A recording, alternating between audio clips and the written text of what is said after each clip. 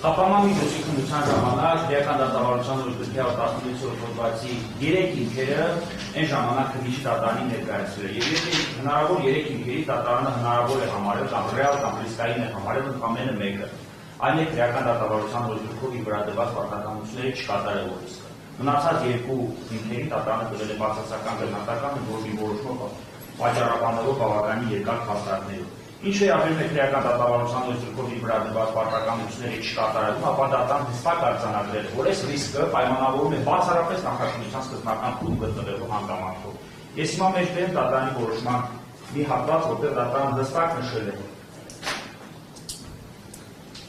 ինչը պայմանավորված է նախաքննության խիստ սկզբնական փուլում գտնվելու հանգամանքով։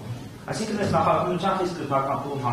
գտնվելու հանգամանքով պայմանավորված է միայն դատարանը տեսել քրեական դատավարության օրենսգրքի 16-րդ հոդվածով սահմանված քրեադատավարական պարտականությունների հնարավոր չկատարումը որպես խափամամիջոց կիրառելու հիմք, եւ այս դիրքորոշումը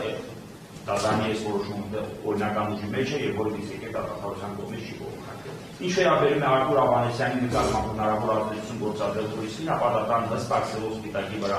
արձանագրել է, որ դա եւս բացառում է։ Միաժամանակ դատարանը եւս բացառել է մեղադրյալի կողմից իր կամ այլ մեղադրյալների ընտանիքների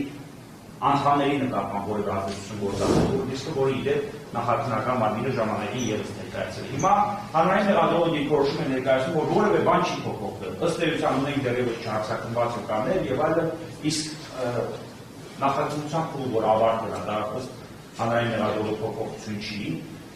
Ինչու չփոփոխություն, մանավանդ այն կոնտեքստում, որ դատարանն արդեն իսկ արձանագրել է, որ խափամամիջոցի կիրառումը պայմանավորված է բացառապես նախաքննության խիստ սկզբնական փուլում գտնվելու հանգամանքով։ Ընդ որում ես հիշեցնում եմ, որ բավականին երկար քննարկում ենք ունեցել նաև այն մասով, թե ովքեր են հանդիսանում վկաները, արդյոք նրանք որևէ ծառայողական կամ այլ կախվածության մեջ են գտնվում մեղադրյալից, եւ արդյոք եղանցակայանի կողմից նրանց վրա ազդեցություն գործադրելը հնարավոր է եւ ռեալ։ Այդ ժամանակ նախաքննական մարմինի վկաների տվյալներ չէր մեջբերում, խոսում է նաև այլ մեղադրյալների մասով, իսկ դատարան այլ մեղադրյալների մասով այդ խնդիրի չարձանագրեց, հնարավոր չհարցակնված վկաների մասով արձանագրել։ Այս պայմանությամբ արդեն պարզ է վկաների տվյալները։ Հիմա եկեք քննարկենք, արդյոք այդ վկաներից որևէ մեկը ծառայողական կամ այլ կախվածության մեջ է գտնվում մեղադրյալից։ Այսինքն արդյոք նրանց նկատմամբ ազդեցություն գործադրելու այդ ռիսկը, այդ գործոնը կարելի է համարել ռեալ։ Բնականաբար կարծում սրա պատասխանը պարզ է ոչ միայն ինձ նաև դատավարության բոլոր մասնակիցների համար։ Այստեղ անգամ կարծում եմ երկար ծավալվելու անհրաժեշտություն չկա, որովհետև այդ որոշումը կայացվել է հենց ձեր կողմից է պատճառաբանվել եւ հենց ձեր կողմից է պայմանավորվել խափամամիջոցի կիրառումը բացառապես նախաքննության խիստ սկզբնական փուլում գտնվելու հանգամանքով, հենց ձեր կողմից է արձանագրվել, որ մեղադրյալի ընտանիքի անդամների կամ այլ մեղադրյալների ընտանիքի անդամների նկատմամբ ռիսկը կամ գործոնը դատարանը համարում է ոչ ռեալ եւ հետեւաբար այս համատեքստում հաշվի առնելով նաեւ նախաքննական օրենքներից կավարտված լինելու հանգամանքը որևէ անձի մեղադրյալից կախվածության մեջ չգտնվելու հանգամանքը ես կարծում եմ որ դրանց վրա օրինական ազդեցություն գործադրելու գործոնը ընդհանրապես բացակայել է հետեւաբար հենց այդ հանրային մեղադրողի կողմից ներկայացված հիմնավորումների համատեքստում գտնում եմ որ այդպիսի խիստ խափամամիջոց, ճիշտ է ոչ ամենախիստ այնուամենայնիվ այն կավանքը կլինի ինքնանպատակ եւ առհասարակ չի ծառայել նպատակին։ Բացի այդ, բազմաժան դատարան ես հիշեցնում եմ, որ մեղադրյալը հանդիսանում է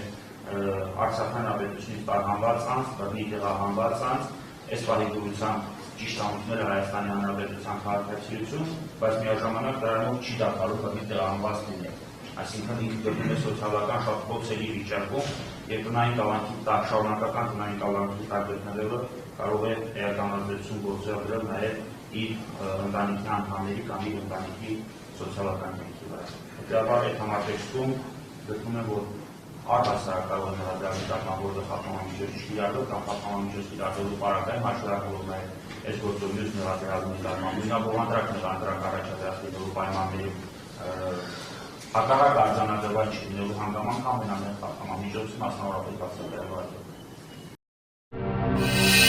Բաժանորդագրվեք Արմաթ մեդիայի ալիքներին սոցցանցերում, հետևեք մեզ նաև Armat Media AM կայքում։